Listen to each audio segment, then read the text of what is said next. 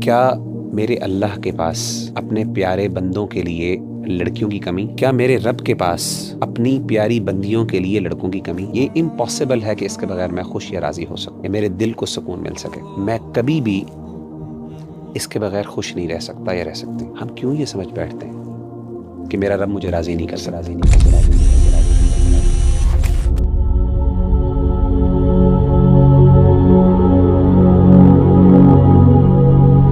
وغیرہ بھائی، ہمارے نوجوانوں کو اکثر عشق ہو جاتا ہے اور اس عشق کے اندر وہ اتنے مبتلا ہوتے ہیں کہ وہ سمجھ بیٹھتے ہیں کہ اب ان سے ہی جن سے ان سے عشق ہو گیا ہے ان سے ان کا نکاح ہوگا، اور کافی جد و جہد کے بعد بھی اگر ان کو عشق نہیں مل رہا، وہ پیار نہیں مل رہا جس میں وہ ایٹ دی اینڈ نکاح نہیں ہو رہا اس کا، اور نکاح نہیں ہوتا اکثر، تو جب اس کے بعد ایک درد اور تکلیف انسان گزرتا ہے، بڑی مشکلات بھی اس میں آتی ہیں اور انسان کی زندگی کا تصور بھی چینج ہو جاتا ہے۔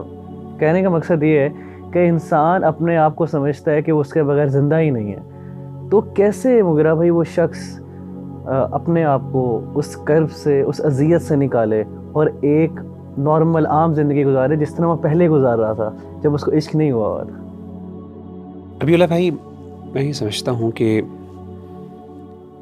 یہ جو محبت تو انسان کے بعض اوقات اختیار میں نہیں ہوتی اور ہو بھی جاتی ہے، لیکن اس کے بغیر زندہ نہ رہنے کا جو تصور ہے وہ اس کے پیچھے ایک سوچ ہے، اور وہ سوچ یہ ہے کہ میں کبھی بھی اس کے بغیر خوش نہیں رہ سکتا یا رہ سکتی۔ میری خوشی اور میرا پورا سکون وہ اس چیز کے اوپر منحصر ہے یا وہ ڈیپینڈنٹ ہے کہ یہ شخص مجھے مل جائے۔ یہ امپاسبل ہے کہ اس کے بغیر میں خوش یا راضی ہو سکوں، یا مجھے یا میرے دل کو سکون مل سکے۔ ربیع اللہ بھائی، مجھے یہ بتائیے، کیا میرے اللہ کے پاس اپنے پیارے بندوں کے لیے لڑکیوں کی کمی؟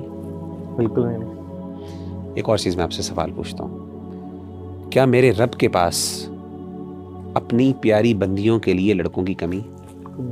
ہم کیوں یہ سمجھ بیٹھتے ہیں کہ میرا رب مجھے راضی نہیں کر سکتا؟ میں کیوں یہ سمجھ بیٹھتا ہوں کہ میرا رب مجھے خوش نہیں کر سکتا؟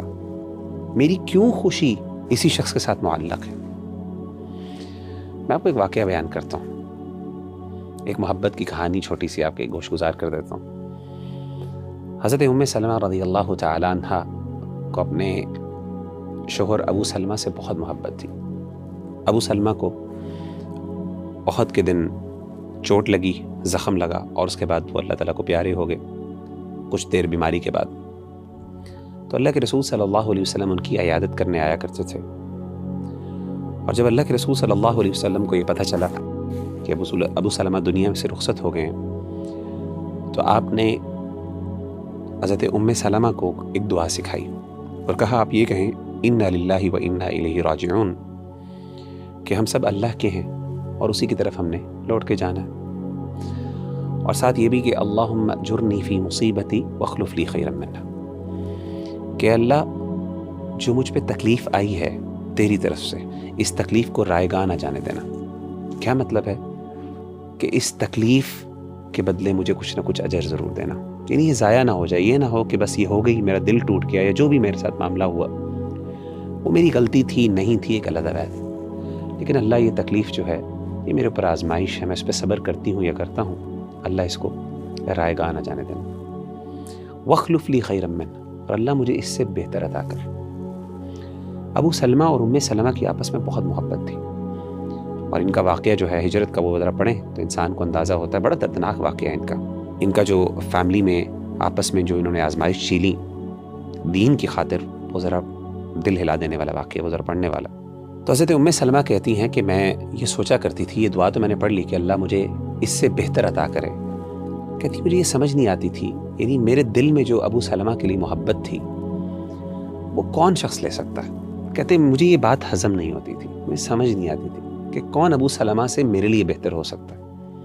انسان بھی یہ سمجھتا ہے محبت اور عشق میں کہ اس بندے کی جگہ کون لے سکتا ہے، اس سے بہتر کون ہو سکتا ہے، اصل میں یہی سوال ہے۔ تو کہتے لیکن میں پھر بھی اس پر اعتماد کرتے ہوئے، توکل کرتے ہوئے دعا پڑھ لیتی، اللہ مجھے بہتر عطا کر۔ میرے نبی نے کہا کہ مجھے بہتر مل سکتا، میرا رب کہتا ہے کہ تجھے بہتر مل سکتا۔ مختلف رشتے آئے، سیدنا ابو بکر کے آئے، بڑے لوگوں کے رشتے آئے، سبحان اللہ، نہیں مطمئن ہوئی، یہاں تک کہ اللہ کے رسول صلی اللہ علیہ وسلم کا رشتہ آ گیا۔ اللہ، جب اللہ کے رسول صلی اللہ علیہ وسلم سے آپ کی شادی ہوئی، ام سلمہ کی، کہتی ہیں سبحان اللہ، مجھے اندازہ ہوا کہ واقعی میرے رب کو پتہ ہے کہ مجھے اس سے زیادہ خوشی مل سکتی ہے اور مجھے ملی۔ تو اصل بات یہ ہے کہ یہ جو سمجھنا کہ میرا رب مجھے راضی نہیں کر سکتا، میں سمجھتا ہوں کہ یہ ہم نے اللہ کی محبت کو اور اللہ تعالیٰ کی قدرت کو پھر سمجھا ہی نہیں۔